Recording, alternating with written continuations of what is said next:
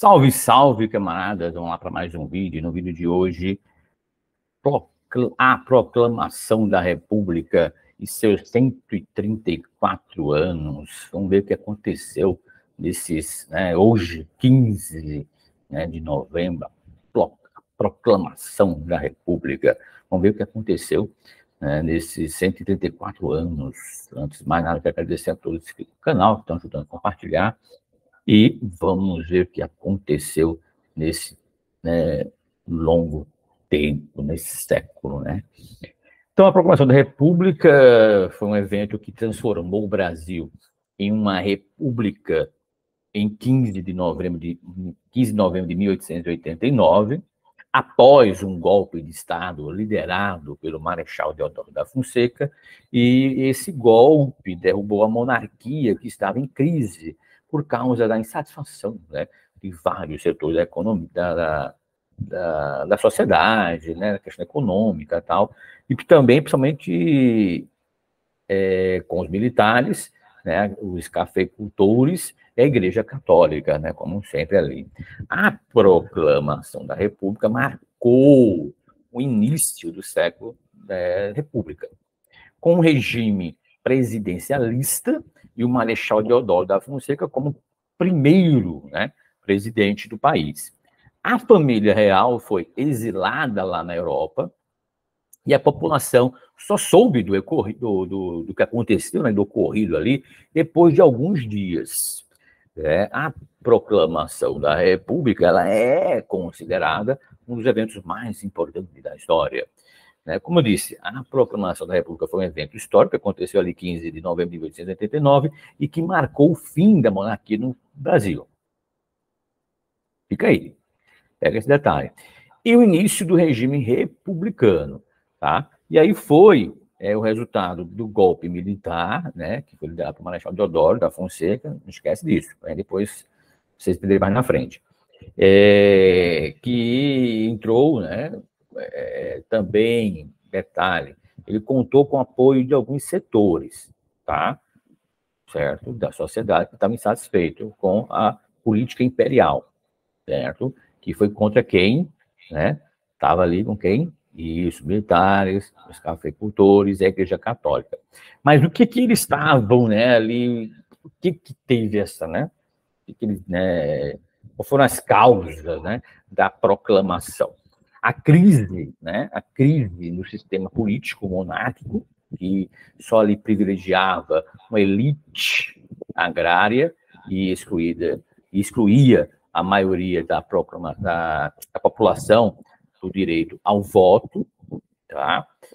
A insatisfação dos militares com os baixos salários e a falta de privilégios e a proibição de se manifestar politicamente, diferentemente dos anos passados.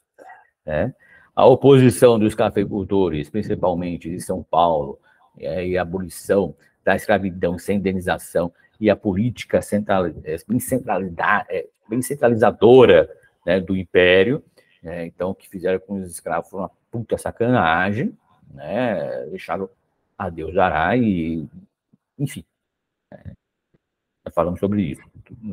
O conflito entre a Igreja Católica e o Estado, que resultou na questão religiosa, na qual o governo interferiu em assuntos eclesiásticos, como a nomeação de bispos, e deu esse impacto, essa forma.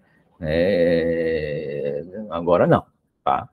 Outro detalhe, que em 134 anos, estão falando aqui desde a proclamação da República, o Brasil passou por diversas mudanças políticas, sociais, econômicas e culturais. Vocês viram aí que algumas ainda permanecem, a elite, você vê mais de 100 anos, 134 anos, mas a elite ali ainda está dominando, não são os cafeicultores, mas são os latifundiários, os banqueiros que dominam a economia do país. A adoção de uma nova Constituição, ali em 1891, que estabeleceu o federalismo e o presidencialismo. o voto direto e secreto para homens alfabetizados, e também só maiores de 21 anos. E a separação entre igreja e Estado. E que volta com Lula, quando Lula assume também em 2000, a igreja volta com tudo, e mais fortemente com o Bolsonaro. Só que, diferentemente, né, dos dois, não tinha uma ideologia, uma questão de escravizar mais ainda, tá? No que aconteceu com o Bolsonaro. Porque em 2022 as pessoas acharem que o Lula ficou 16 anos no poder, o PT e tal, achar que ele ia fechar as igrejas, então, assim, uma loucura. Mas, enfim, isso é a idealização, isso é praticamente o não pensar, que fazem muito. E aí, vamos lá. Então, assim, a adoção de uma nova Constituição, lembrando que em 1891, e a separação entre igreja e Estado, a alternância no poder entre oligárquicas, ou seja, entre as oligarquias, que sempre era em São Paulo e Minas Gerais, que ficou muito conhecido como a República Velha, 1889 a 1930. Também conhecida como a política do café com leite. Aí vem a Revolução de 1930, que levou Getúlio Vargas ao poder e iniciou um período de maior intervenção estatal na economia e na sociedade, com a criação de leis trabalhistas, com muita luta, a industrialização e a nacionalização das empresas estrangeiras, o Estado Novo em 37 a 45, uma ditadura imposta por Vargas, que suprimiu as liberdades democráticas, censurou a imprensa, perseguiu opositores e aliou-se aos aliados da Segunda Guerra Mundial. Muito a ver, muito a ver que a gente... não estou falando dos 4 anos passados, não, gente, era Vargas. Você vê que tem a ver, perseguição contra jornalistas, censura da imprensa, investigando os opositores, enfim, vamos ver que é ditadura. Mas, assim, a gente vê que todos da direita tidos como que são ditadores, mas como da extrema-direita, eles são longevos, eles são que mais tempo estão no poder. A gente viu Natanael, um ditador, não, mas como é da extrema-direita, ele é um líder carismático, longevo, mas como é da esquerda, é ditadores. Infelizmente, existem essas questões, enfim. A redemocratização do país entre 1945, com a deposição de Vargas e a realização de eleições diretas para presidente, vencida por Eurico Gaspar Dutra. O governo Vargas, que vai de 51 a 54, é marcado pelo nacionalismo, que vai ali pelo desenvolvimentalismo, tá? Desenvolvimento, e também pela crise política que culminou o seu suicídio. Há aquelas conspirações, enfim, que ele não se suicidou, enfim, tá? Tínhamos ali com o Jango, e depois, com Brizola, que foi o mais próximo que chegou na Revolução, que tinha armas, que tinha, mais para frente vai falar, e podia vir, e depois colocar de novo o Jango, e enfim, mas vamos lá, vamos chegar lá. Então, assim, o governo de Kubitschek, que vai em 54, acaba o suicídio, 56 a 61, que aí o Kubitschek promoveu, o Juscelino, um plano de metas, tá? né, com o slogan 50 anos em 5, né? E também recomendo um vídeo aqui no nosso canal, bacana, falando sobre em um dia, 51 dias em um dia. Tá bacana também, que conta a história do golpe, enfim. E aí construiu Brasília, né, a nova capital do país. O governo de João Goulart, ele, em 61 a 64, né, que enfrentou uma forte oposição dos setores conservadores da sociedade por defender as reformas da base, agrária, urbana e educacional. Então, quando você fala em reforma agrária, fala em investir em educação e tal, isso é uma afronte, é uma afronta, né, para os conservadores, que são aqueles que, né, batiram terras, que receberam herança, nunca trabalharam. Então, nesse sentido. E ali vai com a ideia era fazer essa reforma agrária, já está tudo pronto, né? Você pode colocar depois, depois eu coloco o link do irmão do Zico, né, que foi um dos professores, que a ideia era não só fazer reforma agrária, mas também radicalizar, né, ou seja, acabar com o analfabetismo, que era, você tem ideia, em 1920, sem falar a memória, a Bahia tinha 12 milhões, agora não me lembro se era 12 milhões de pessoas, o estado da Bahia todo, né? E tinha 90% de pessoas analfabetas, tá? Não falo a memória, mas depois eu corrijo, tá? Eu já fiz um vídeo sobre isso, mas enfim, acabei esquecendo. Mas enfim, você tem ideia. Então, ou seja, então a ideia era essa. E aí todos esses professores que se manifestaram para ajudar, eles foram tidos como subversivos e foram presos, torturados, outros mortos. O irmão de Zico relata, falando, não é texto ou que disseram, não, é vídeo falando, tá? Que ficou com mãos levantadas enquanto outros apanhavam. E era loucura, né? Assim, eles, né, esse que eu falei que eu vou colocar o link também para você assistir, está aqui no nosso canal, mostra toda a loucura, né? Que, lógico, mais uma vez, Estados Unidos, né, com o Kennedy, e aí o espião que ele mandou, né, o Brizola era tido como comunista, que longe do Brasil virar um comunismo, né, seria ótimo, né, que era acabar com o Estado e todo mundo poder, né, ter igual, ser ali viver, né, com as mesmas oportunidades, né, que coisa que jamais a elite vai querer. Poxa, nós invadimos as terras, né? Meus avós já mataram, pegaram terra de outras pessoas para nós, e a gente vai dar assim, não vai trabalhar, né? Meritocracia, enfim. Certo?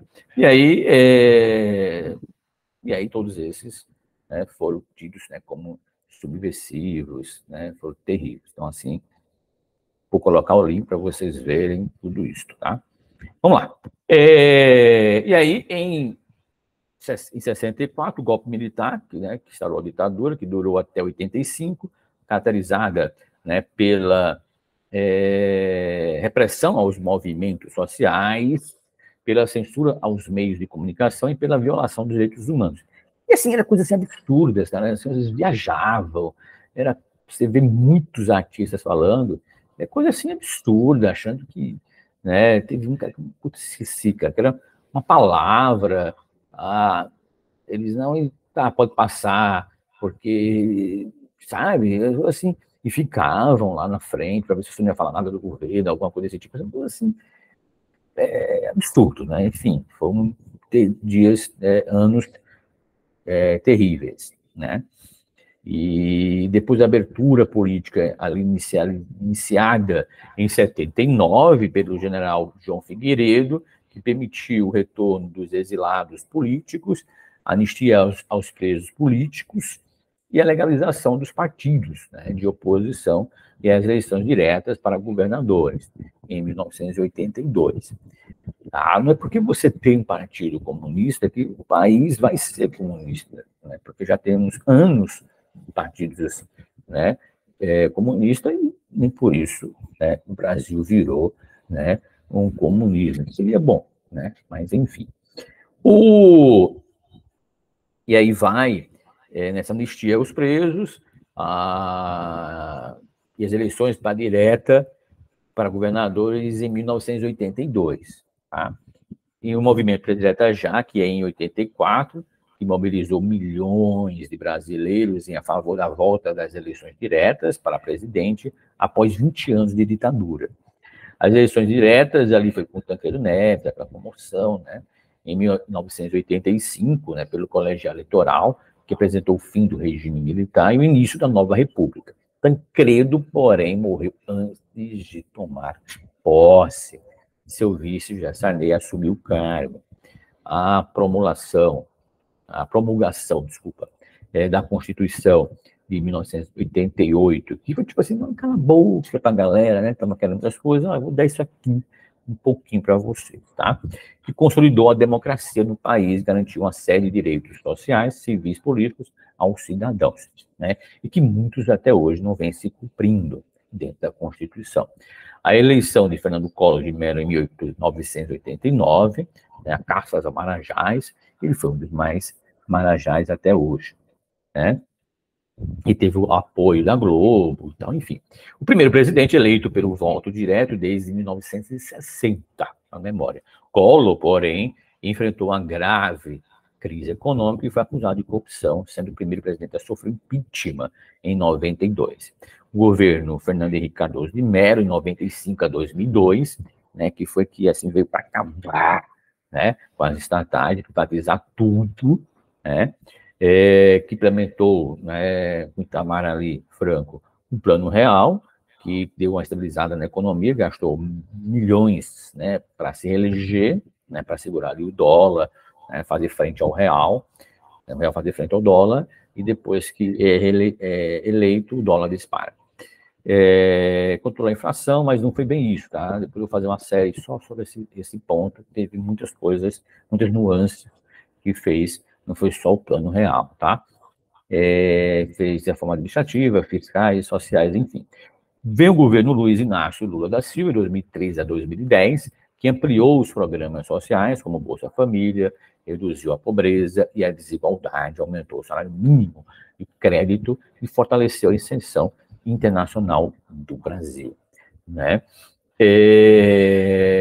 Foi o que mais aumentou o salário mínimo. Isso é estatística, tá, gente? Aqui não é ser partidário ou não, é estatística. Também vão colocar referências, tudo bonitinho do IES, né? Então, tem que entrar, dar uma lida, ver, mas foi o que mais aumentou. Tanto que, em 2016, né, quando houve o golpe da Dilma, que é a próxima, até hoje, 7 anos, né, no próximo ano já está para R$100 o aumento do salário mínimo, R$100, mas fora a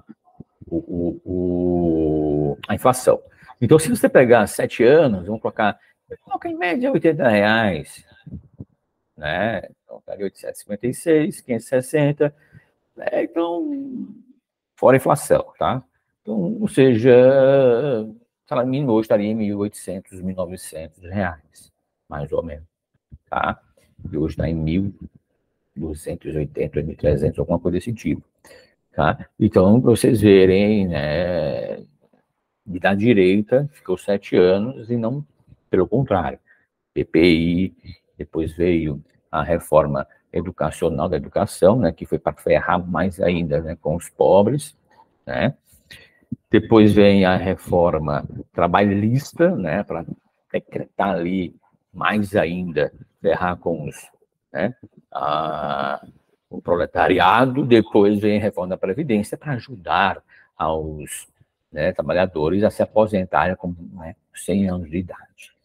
É isso. Depois vem o governo da Dilma Rousseff, em 2011 a 2016, que enfrentou uma recessão econômica, uma crise política e um processo de impeachment em 2016, sendo afastada do cargo sob acusação de crime de responsabilidade fiscal, né? E que, se perguntar hoje na rua que é pedalada fiscal, ninguém sabe o que é, tá? Imagina na época, então, ou seja, despolitizada as pessoas, acontece isso, né? Ela é tirada, né, de um golpe, enfim. E aí vem Michelzinho Temer, que aí fica 16 a 18 e aí acaba, né, destruindo o país mais ainda. Que assumiu após o impeachment da Dilma e realizou reformas polêmicas, como do teto de gastos públicos e trabalhistas, além de enfrentar denúncias de corrupção, né? E aí foi preso por um dia, depois foi solto até hoje, né? E é bem engraçado que tem a gravação com a JBS ali, né, com o Joesley Batista, e aí foi absolvido porque estava inaudível, né? Temos que manter isso. Até uma criança de 2 anos entendia, né?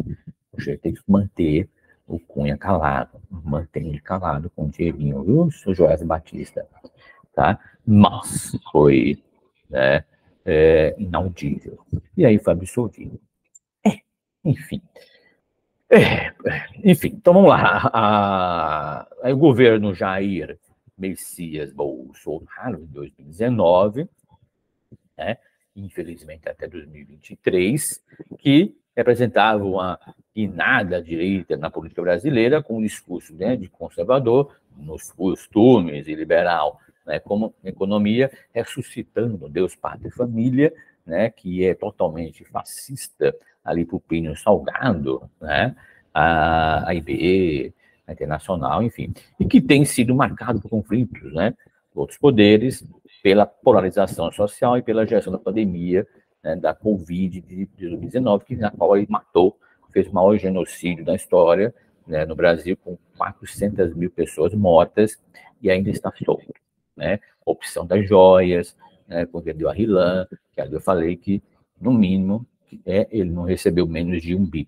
E aí mostrou que mais de 200 viagens, Emirados Árabes, lá com ditadores, genocidas, e trouxe aí joias e mais joias, né, ele e a senhorita mais conhecida como Michelle. Tá? Então é isso, um resumo, né, do que foi, né, esses 134 anos, vocês verem que, né, agora que está, né, graças a Deus, está melhorando bastante, né, ainda temos que mudar muita coisa, lógico, para entender que quanto mais houver pessoas despolitizadas, né, se você ouvir alguém falando assim, não me meto em política, não gosto de política, esquece isso, porque já está fazendo política, tá? Ele quer que você não realmente, não se politize, né? Você não saiba do que está acontecendo, para poder votar naquele que ele quer e também fazer o quê? Deixar, né? Não vou votar não, vou justificar, e aí eles, né, a elite ele tem dinheiro, vai, né, você vê o Bolsolixo, ele gastou 200 bilhões em 2022 para se reeleger, R$ 1 milhão com auxílio para quem não existia, né, foi dando auxílio taxista, dando, né, coisas que em 2018 ele não deu, 2019 não assumiu, né, não deu, porque interessava, né, ele é muito. E assim, engraçado que tem vídeo dele falando que é contra auxílio, né? Como foi contra as empregadas domésticas serem carteira assinada. Ele se orgulha disso. Então, assim, não caiam, assim, não precisa ter partido, mas vocês estudar, ver, tá? Dá trabalho, você entrar no site da Petrobras, baixar planilha, ver, com salário mínimo, mas pesquisar, gente, você tem um Google, vocês têm tudo hoje. Tá? Então não caiam nessa, Deus, Pátria e Família, vocês podem ver todos, isso parece batata, todos que dizem, sou bolsonarista, 99%, 100%, né, ou são despolitizados, ou são ali, né, bandidos, assassinos, ladrões, né, bate em mulher, corrupção geral, né, e aí o que mais faz medo é porque a gente não sabe qual o percentual disso, de pessoas despolitizadas por pessoas assassinas, estupradores, bandidas, né? Faça uma pesquisa, né? Busca aí os que dizem bolsonaristas, vocês vão ver, né? Sonegando imposto, né? Batendo na mulher, dizendo que tem, né? Não disse, não declarou que tem um clube de tiro, né? Enfim. E o maior de todos também, o senhor, né? Conde, mais conhecido como Pato de Curitiba, o, o esse mesmo, Sérgio Malandro Moro, que tem que ser preso urgentemente. Então é isso, camaradas. Fiquem atentos aos próximos vídeos e acorde e lute. Até mais.